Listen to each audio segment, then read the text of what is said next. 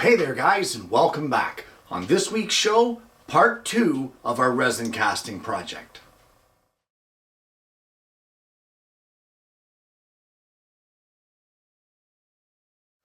When we left the show last week, we had just placed our resin casting with the shell inside into our pressure pot and locked it down. So on this week's show, we're going to start off by heading over to the pressure pot, pulling that casting out and seeing if we can get it out of the mold. Well, at first look, it looks like the casting is clear, and it also looks like it separates from the mold very easily. Now, I guess that's from the wax that I put on there. I just hope that the wax didn't interfere with the finish of it, even though we're going to turn that down on the lathe.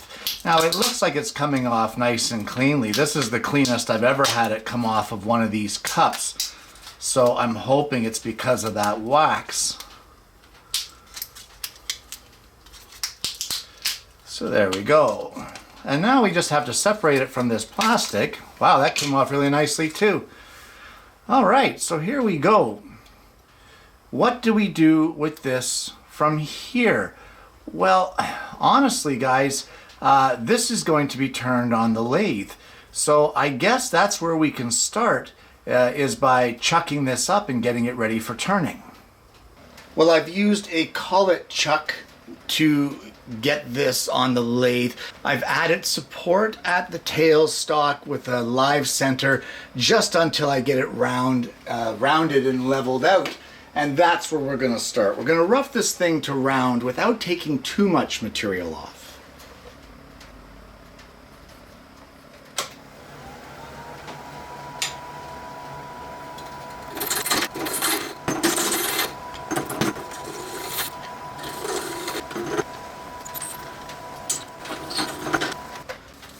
Now you want to remember from time to time to stop the lathe and clear off some of these shavings.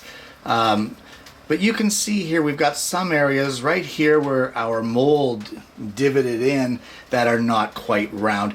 So I'm going to carry on rounding this all off, and I'll see you when I get this rounded.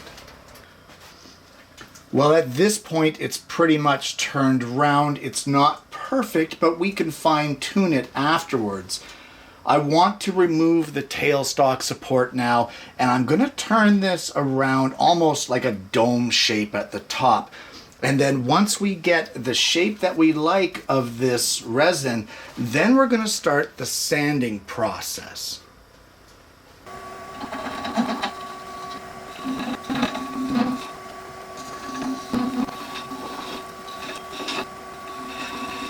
Alright, so I'm going to continue to round this off to get the shape that I want. I'm keeping an eye on that shell on the inside to make sure I'm not getting too close to the edge. And once I get it to the shape that I want, I'm going to come back and see you at that point.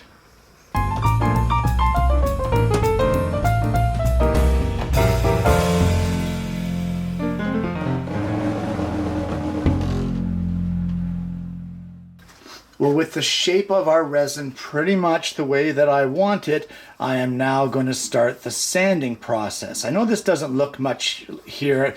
I've got a few chips. I was having some gouging issues here, and I just said forget it, I'm going to stop at that point. And we're going to start with 120 grit dry sanding. Don't forget the dust collection, guys.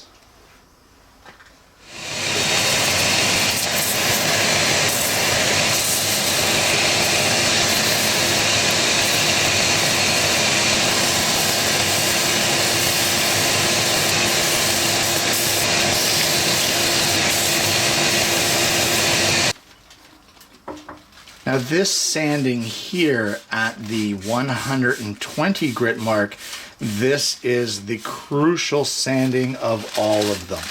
You need to get this one right if you want a glass finish. And I can already see that this is not even close, but I just want to show you here, once you get sanded one way, just rough it up this way.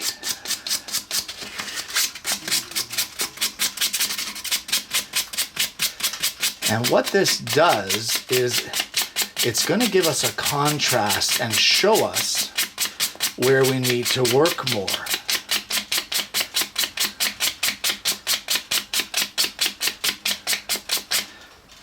And you can already see there's a section here, there's a section right here. Let's rotate that a bit.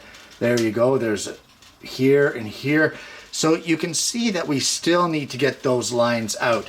Keep going on the 120 grit until you get this gone.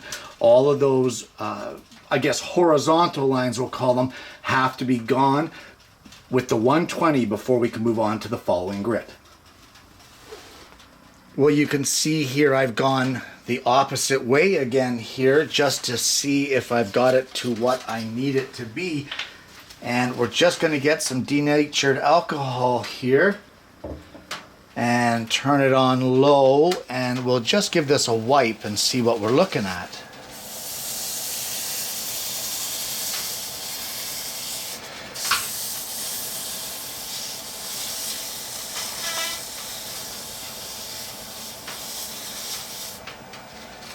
And we'll give it one more little clean with a cleaner rag. There we go, just like that. Now this is going to get all of that resin dust off of there for the next level. All right, so let's just have a look here. It actually looks really good. I don't have any more of those lines here like I had before. They all seem to have been removed. Of course, I do have scratches that go up and down, but that's where I personally scratched it up there looking for the imperfections. So now that I'm happy with that, I'm going to move up to the next grit, which will be 220.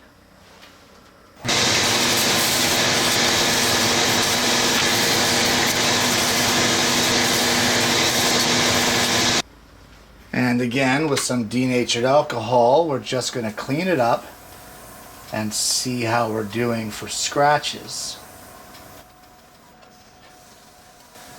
I know that this is looking pretty hazy, but don't worry, that's all part of the process. So I'm going to take that 220 paper, I'm going to scratch it up the same way that we did with the 120, going the opposite direction here, just to see how we're making out. And this will really show us if we have work to do in areas, just like it did on the 120. And then here at the end, of course. And then another quick cleaning with the denatured alcohol will reveal all, sort of thing. There we go, just give it a wipe. And that looks really good. I don't see any areas that need extra work. So I'm going to finish the sanding with 220. Then once I get that done, I'm going to move on to 320 and then a dry sanding of 400. And when I get that 400 dry done, I'm going to come back and see you at that point in time.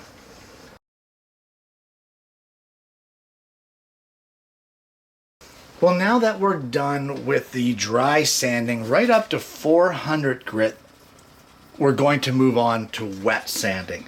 And the wet sanding is going to start right where we left off, back with some 400 grit paper. So don't be afraid to get the water in there and give this thing a really good wet sanding at 400.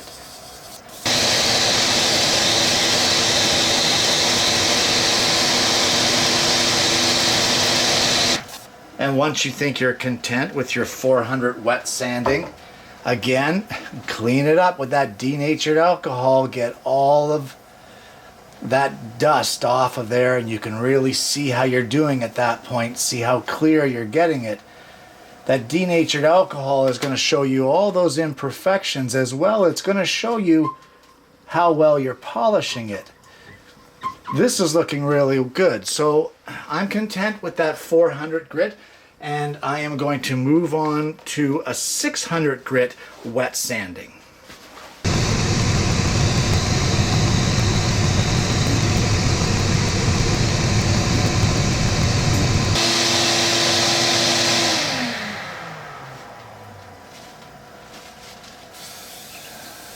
And just like all of our other grits, I'm just going to give that a wipe there, and then we're going to clean it again.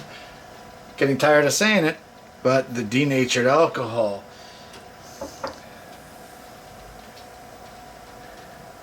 And that's looking fantastic. All right. So we've got this nicely cleaned up, and now it's time to hit it with micro abrasives. And for that, it is the same process as what I have used before with doing a CA finish. And it starts off wet sanding micro abrasive pads all the way through the grits: 1500, 1800, 2400, 3200, 3600, 4000, 6000, 8000, and then finally finishing off with 12,000. But that is not where it ends. So I think I'm going to do a quick time lapse on all of those micro abrasive sandings, and then I'll come back to you for the last step.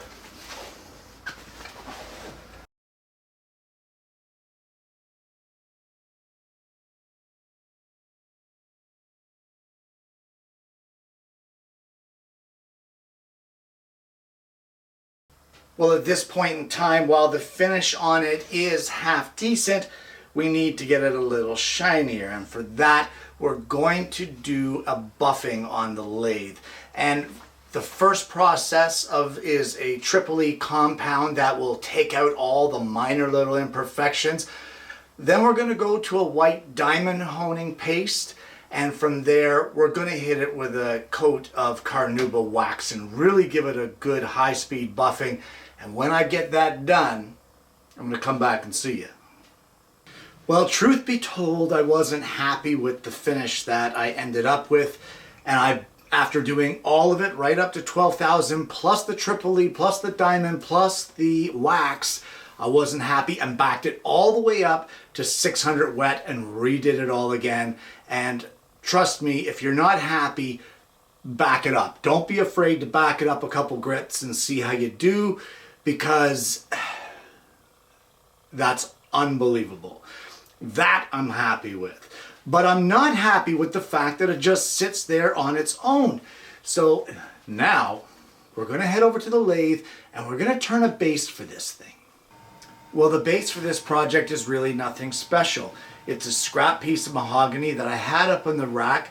I chucked it up, turned it to about 2.5 inches in diameter. I cut a recess that would house the actual resin casting itself. It's only about 1/8 of an inch deep, and I also turned a little nub there that will go inside of that 5/8 diameter hole that we drilled in order to chuck it up in the first place. From there, it's just a matter of putting a CA finish on the base and then using a clear adhesive to carefully glue that resin inside of your newly turned base. And what you end up with is pretty awesome. And there you have it. A Florida souvenir with some resin casting, a lot of polishing, and a little bit of turning. Guys, this project was nothing more than an experiment for me, but what a load of fun. My daughter brought me this shell as a souvenir, and you know, it's one of those shells, it's destined to get lost. But now, turned in the resin like this, polished to that crystal clear, it's gorgeous. It is absolutely beautiful. And on the bottom, what I've done around the bottom ring is I have wood burned in there the date as well as where the shell came from. So custom souvenir from my daughter with a little bit of help from her dad. Guys, think about this now. You go on vacation, and how many times do you go to a tropical place and they have shells and you think, yeah, well, you know, I'd like to have some. You take some home. What do you do with them? You toss them off in a drawer somewhere, and years later they're all busted up and in fragments, and you throw them out. Well, now, through the whole process of the resin pressure pot and casting the resins and a little bit of dye and some turning and polishing, etc., etc., You have a one-of-a-kind souvenir from that vacation that you could get nowhere else. This is just yours. What if your friends would like one of those shells? Or your family? What did you bring me back from vacation? And you hand them one of these custom-made souvenirs. No, it wasn't bought from a shop. It was made by you in your shop specifically for them. What better gift is that? Let's not forget about the pendant here. The pendant that also came from my daughter's vacation, and all it took was a little bit of leftover resin poured level in that shell, dried, and then a bail glued on with that E6000 adhesive, and then a quick buffing on with wax on the buffer wheel. Beautiful. It is absolutely beautiful, and it goes a long way. It's something more than just, hey, look, I bought you something. Guys, I don't know what you think, but I think homemade things are 10 times better than store-bought. Don't get me wrong, I like my store-bought gadgets and that sort of thing, but to see a project like this come to fruition through a little bit of imagination and a little bit of work, it's incredible. It really is.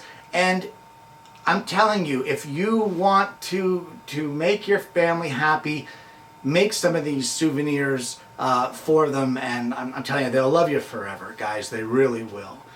If you haven't already, please don't forget to like and subscribe. Click that bell so you don't miss notifications of future episodes of the show.